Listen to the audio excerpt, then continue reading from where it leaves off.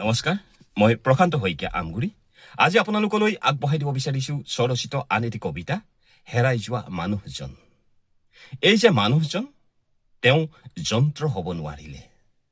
লোহাৰৰ শিকলিডাল ছিঙি মুক্ত বিহংগৰ দৰে উৰি ফুৰিবলৈ চেষ্টা কৰিছিলে।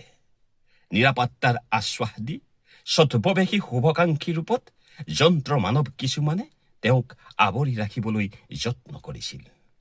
স্বাৰ্থপৰ আছিল সকলো। বুকুৰ ভিতৰত হেঁচা খাই থকা সপোনবোৰ কোনেও বুজিকে নাপালে। সকলোকে ভাল পোৱা মানুহজন এদিন অকলশৰীয়া হৈ পৰিল। মানুহজনে সাগৰ ভাল পাইছিল, আকাশখন জয় কৰি লৈছিল, নদীৰ বুকুৱেদি বৈ যাব বিচাৰিছিল, জনতাৰ মিছিলৰ মাজত সোমাই উশাহবোৰ ঘূৰাই ল'ব পাৰিছিল। মানৱতাৰ সৰ্বোচ্চ স্তৰত সূৰ্যৰ দৰে জিলিকি উঠাৰ পাছতো অজন ল'ৰা এটা হৈয়েই থাকিলে।